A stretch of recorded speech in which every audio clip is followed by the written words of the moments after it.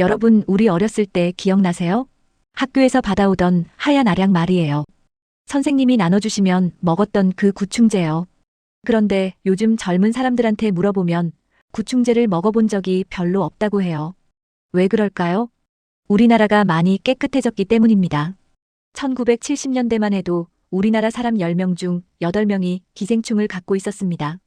지금은 100명 중 2~3명 수준입니다. 놀라운 변화죠. 그래서 많은 분들이 이렇게 생각하세요. 요즘 세상에 기생충이 어디 있어? 그래서 제가 오늘 이 영상을 준비한 이유는 기생충에 대해 전혀 모르시는 분들이 상당히 많더라고요. 아무리 깨끗해진 환경이라도 기생충이 사라진 게 아니라는 거예요. 단지 우리 눈에 보이지 않을 뿐이에요. 더 정확히 말하면 감염되는 방식이 완전히 바뀌었다는 거예요. 요즘 기생충은 더러운 곳에서 오지 않아요. 오히려 몸에 좋다고 소문난 음식에서 옵니다. 별미라고 귀한 대접받는 음식에서 많이 나오기도 해요. 옛날부터 우리 조상들이 먹던 거라며 안심하고 먹는 바로 그 음식에서 오는 거예요. 실제로 병원의 사례들을 찾아보면 70대 어르신이 눈이 침침하다고 안과에 가셨는데 알고 보니 눈 속에 기생충이 있었던 뉴스 기억하세요? 소화가 안 된다고 내과에 갔더니 간에 기생충이 수십 년째 살고 있던 경우도 있었죠. 그분들이 더러운 걸 드셨을까요? 아니에요. 오히려 건강에 좋다고 기운 난다고 챙겨 드신 음식 때문이었습니다. 저는 여러분께 이런 중요한 부분을 알려드리고자 해요. 우리가 좋은 줄 알고 먹어온 음식 중에 정말 위험한 게 뭔지, 왜 위험한지, 그리고 어떻게 피해야 하는지 말이에요. 이 영상 끝까지 들으시면 여러분도, 여러분 가족도 기생충으로부터 지키실 수 있습니다. 그러니 지금부터 제 이야기에 귀 기울여 주세요. 그리고 이 영상이 도움이 되신다면 구독과 좋아요 눌러주세요. 알림 설정 해두시면 앞으로도 여러분의 건강을 위한 더 중요한 영상을 제일 먼저 만나보실 수 있어요. 구독은 무료입니다. 그럼 시작해 볼까요? 첫 번째로 말씀드릴 음식은 소의 생간입니다. 혹시 고깃집 가시면 생간 드셔보신 적 있으시죠? 참기름 살짝 두르고 소금 찍어서 먹으면 물컹하지만 부드러운 식감이 일품이죠. 술안주로도 좋고 빈혈에도 좋다고 해서 많이들 드십니다. 저도 어릴 땐 멋모르고 먹었던 기억이 있어요. 그런데 이 생간이 가장 위험합니다. 왜 그럴까요? 바로 개회충 때문입니다. 정확한 이름은 톡소카라라는 기생충인데 개나 소 같은 동물 몸속에 삽니다. 특히 간에 유충 상태로 숨어 있다가 사람이 날 것으로 먹으면 그대로 옮겨옵니다. 이 개회충이 무서운 이유는 다른 기생충과 다르기 때문입니다. 보통 기생충은 장에 머물죠. 그런데 개회충은 장에 머물지 않습니다. 장벽을 뚫고 나와서 혈관을 타고 돌아다닙니다. 어디로 갈까요? 눈, 폐, 간, 심지어 척수까지 갑니다. 실제 병원 연구 결과를 보면 충격적입니다. 눈에 기생충이 발견된 환자를 조사했더니 10명 중 8명 이상이 생간을 먹은 경험이 있었습니다. 생간을 먹으면 안 먹은 사람보다 감염 위험이 약 15배 높아진다는 연구도 있습니다. 증상은 이렇습니다. 처음에는 아무 느낌이 없어요. 먹고 몇 달 심지어 몇 년이 지나도 모릅니다. 그러다가 어느 날 갑자기 눈이 침침해지기 시작하는 거예요. 한쪽 눈만 흐릿하게 보이기도 하고 날파리 같은 게 떠다니는 것처럼 느껴지기도 합니다. 안과에 가면 어르신, 눈 속에 뭔가 있네요. 더 무서운 건 이걸 종양으로 착각할 수 있다는 겁니다. 눈 안에 하얀 덩어리가 보이면 암이나 양성 종양으로 오진되는 경우도 있어요. 실제로 수술 직전까지 가서야 기생충인 걸 알게 되는 경우도 있었습니다. 그런데 여러분, 이렇게 말씀하시는 분들이 있으세요. 나는 한두 점만 먹는데 괜찮지 않을까? 아닙니다. 한 점만 먹어도 그 안에 유충이 있으면 감염됩니다. 기생충은 양의 문제가 아니라 있느냐 없느냐의 문제입니다. 또 이렇게 말씀하시는 분도 있으세요. 우리 아버지도 평생 드셨는데 아무 일 없으셨어. 그럴 수 있습니다. 10명이 먹어도 한두 명만 걸릴 수도 있습니다. 하지만 그 한두 명이 여러분이 될 수도 있으세요. 그리고 증상이 없다고 감염이 안 된 건 아니에요. 눈이나 장기 속에 조용히 숨어 있다가 나중에 문제를 일으킬 수 있기 때문이에요. 그러니까 명확합니다. 소생간은 절대로 날 것으로 드시면 절대로 안 됩니다. 아무리 신선하고 아무리 믿을 만한 곳이라도 마찬가지입니다. 꼭 드시고 싶으시다면 완전히 익혀서 드세요. 속까지 갈색으로 변할 때까지 충분히 가열하면 안전합니다. 두 번째로 위험한 음식은 민물에서 온 것들입니다. 민물고기, 회, 민물개, 가재 같은 거요. 특히 강이나 계곡에서 잡은 붕어, 잉어, 피라미를 회로 드시는 분들 있으시죠? 또 참깨탕이나 민물게장 좋아하시는 분들도 계십니다. 민물에는 두 가지 위험한 기생충이 있습니다. 하나는 간흡충, 우리가 흔히 디스토마라고 부르는 거고요. 다른 하나는 폐흡충입니다. 이 둘은 정말 조심해야 해요. 먼저 간흡충 이야기부터 해드릴게요. 민물고기를 날 것으로 먹으면 간흡충 유충이 몸속으로 들어옵니다. 이 유충은 장을 지나 간으로 갑니다. 정확히는 간속 담관이라는 곳인데요. 쓸개즙이 지나가는 관입니다. 거기에 자리를 잡고 삽니다. 얼마나 오래 사냐고요? 수십 년이에요.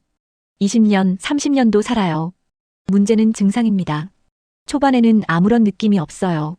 가끔 소화가 안 되는 것 같고 오른쪽 윗배가 묵직한 정도입니다. 그래서 대부분 위장염인가 하고 그냥들 넘어가세요. 나이가 들어 소화력이 점점 떨어지신다고 생각하시는 분도 계시죠. 그런데 시간이 지나면서 담관에 염증이 생깁니다. 계속 자극을 받으니까요. 그러면 담석이 생기기 쉽고 담관이 좁아져서 황달이 올 수도 있습니다. 심한 경우 담도암으로 이어지기도 해요. 세계보건기구에서도 간흡충을 담도암을 일으킬 수 있는 원인 중 하나로 분류하고 있습니다. 실제로 우리나라에서도 담도암 발생률이 높은 지역을 보면 공통점이 있습니다. 강 주변 지역이 많아요. 민물고기를 자주 먹는 지역이죠. 물론 민물고기를 먹는다고 다 암에 걸리는 건 아니에요. 하지만 위험을 높이는 건 분명합니다. 그럼 폐흡충은 뭘까요?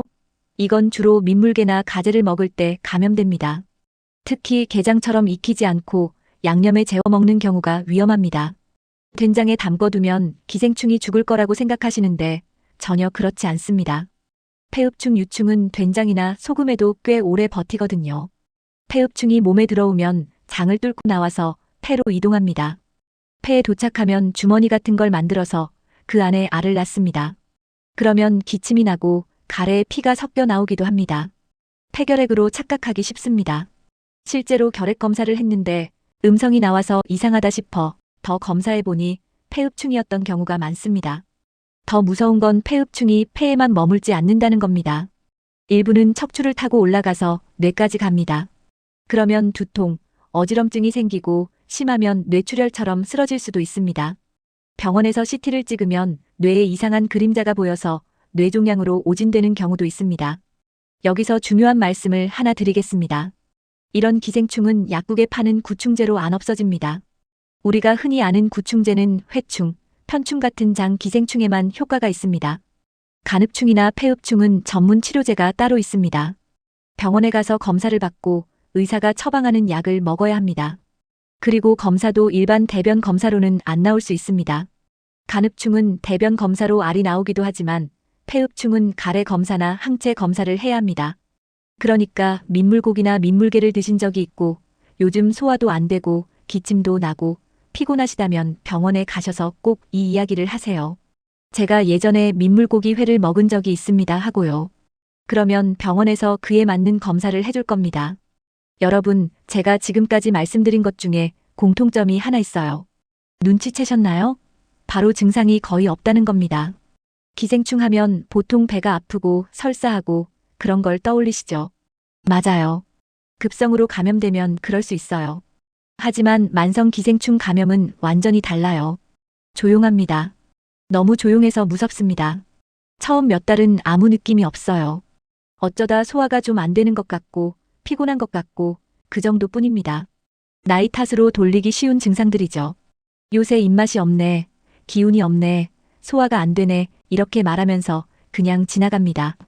그러다가 몇 년이 지나면 조금씩 문제가 생깁니다. 눈이 침침해지거나 간 수치가 올라가거나 기침이 계속되거나 하는 식으로요. 그때 병원에 가서 검사를 하면 갑자기 기생충이라니 하는 상황이 됩니다. 더 문제는 증상이 애매하다는 거예요. 기생충 때문에 생긴 문제인지 다른 병 때문인지 구분이 안 됩니다. 그래서 오진이 잦습니다. 눈 속 기생충을 종양으로 보기도 하고 폐 속 기생충을 결핵으로 보기도 하고 간 속 기생충을 간염으로 보기도 합니다.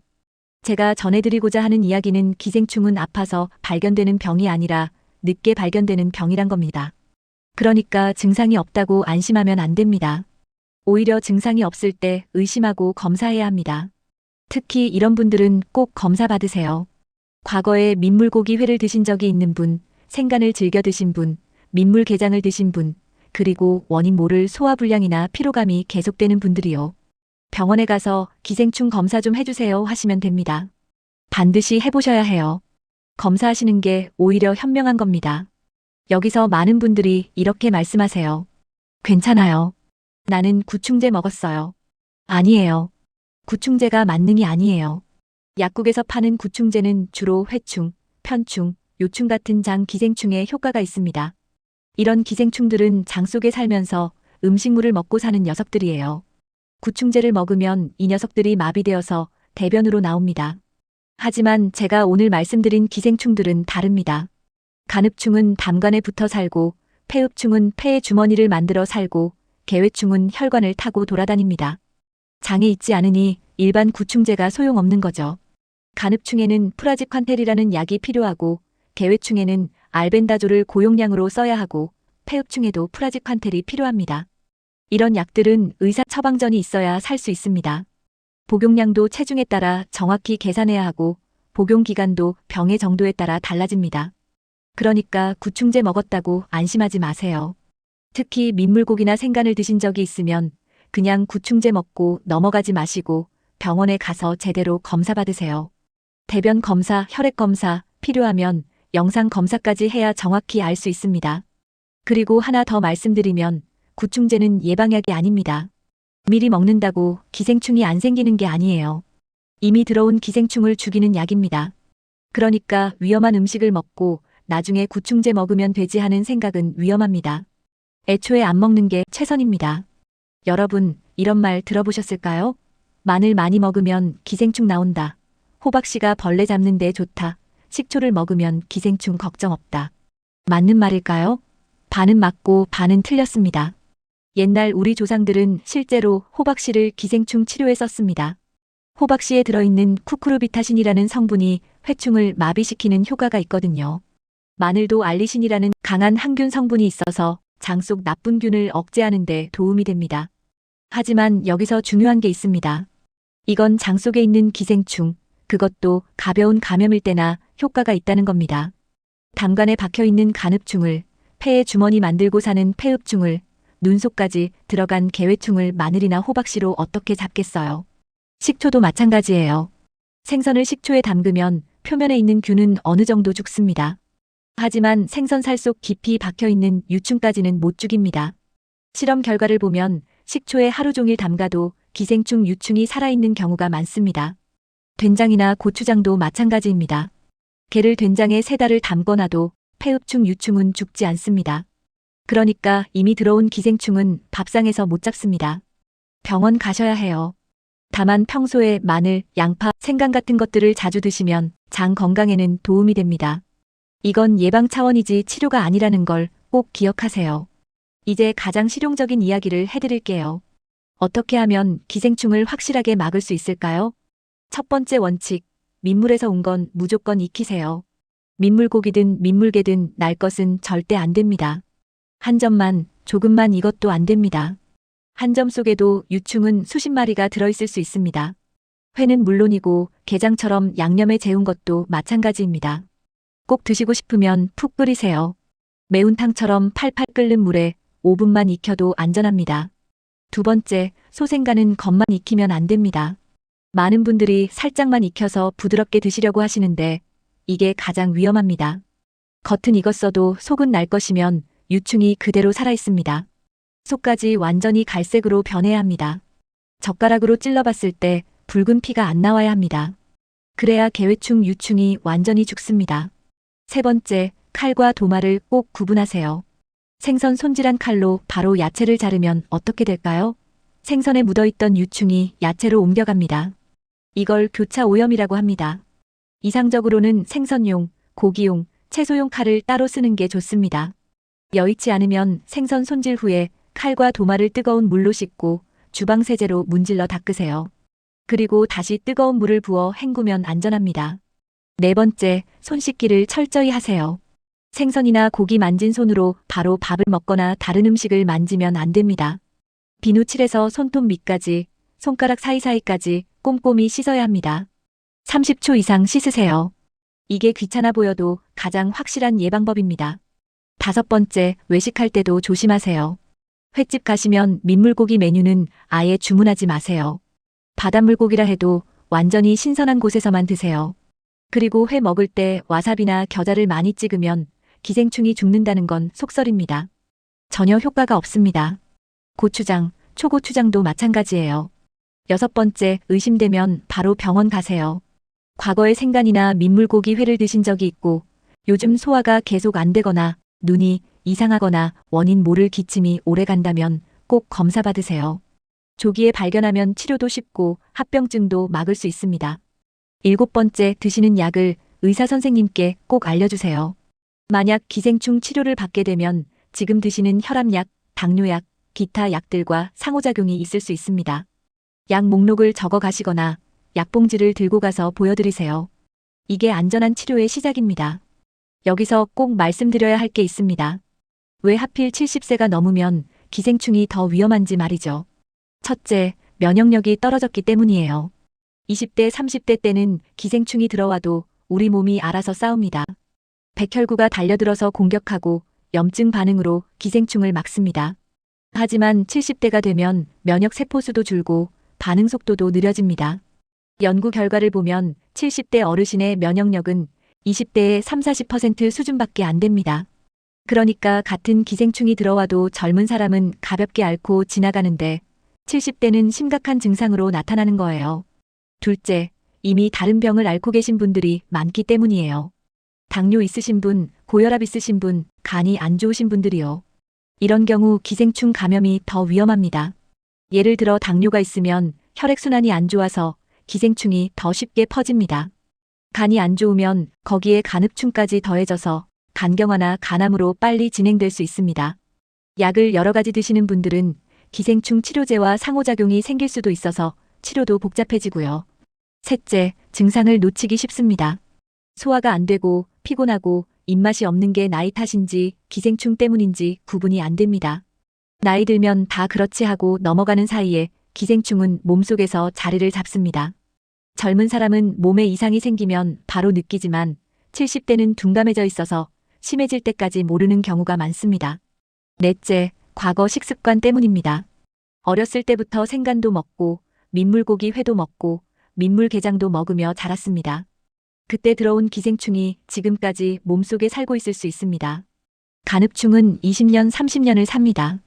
40대, 50대 때 먹은 게 지금 문제를 일으키는 겁니다. 젊을 때는 면역력으로 버텼는데 나이 들면서 면역력이 떨어지니까 증상이 나타나는 거죠. 다섯째, 회복이 느립니다. 젊은 사람은 치료하면 금방 좋아지지만 70세는 시간이 오래 걸립니다. 기생충이 간이나 폐에 손상을 입혔다면 그 조직이 회복되는데 몇 달씩 걸립니다. 어떤 손상은 아예 회복이 안 됩니다. 눈 속 기생충이 시신경을 건드렸다면 시력을 잃을 수도 있고 그건 되돌릴 수 없습니다. 젊은 사람한테는 괜찮을 수 있어도 시니어분들은 치명적일 수 있습니다. 면역력이 약해진 만큼 기저질환이 있는 지금, 회복력이 떨어진 지금이 바로 가장 조심해야 할 때입니다. 오늘 이 영상을 보신 뒤로는 생간 드시지 마세요. 민물고기 회 권하는 사람 있어도 정중히 거절하세요. 민물게장 드시지도 마세요. 그리고 주변 분들께도 이 이야기를 꼭 전해주세요. 기생충은 옛날 병이 아닙니다. 지금도 우리 곁에 있습니다. 다만 여러분이 조심하면 피할 수 있어요. 여러분, 오늘 영상은 여기까지입니다. 우리가 오랫동안 아무 생각 없이 해왔던 선택을 한 번쯤은 돌아보자는 뜻이었습니다. 우리는 늘 괜찮겠지 하며 살아왔고 대부분은 별일 없이 지나갔지만 문제는 그중 단 한 번입니다. 그 한 번이 눈이 될 수도 있고 간이 될 수도 있고 앞으로의 생활을 완전히 바꿔버리는 시작이 될 수도 있습니다. 다만 앞으로 어떤 음식을 앞에 두고 선택해야 할 순간이 오면 예전처럼 습관대로 손이 가기 전에 잠깐 멈춰서 내 몸을 한 번 더 생각해보는 그 여유만 남으셨으면 합니다. 그 잠깐의 판단이 병원 관리를 막아주고 가족에게 걱정을 안 주는 가장 현실적인 건강관리가 됩니다. 오늘 이 영상처럼 여러분이 모르고 계시거나 여러분이 꼭 아셔야 하는 건강정보들 꾸준히 공부해서 준비할게요. 언제나 여러분의 건강을 기원합니다. 오늘 이 영상이 도움이 되셨다면 구독과 좋아요 눌러주시고 댓글로 궁금한 점 남겨주세요. 건강하세요, 여러분. 감사합니다.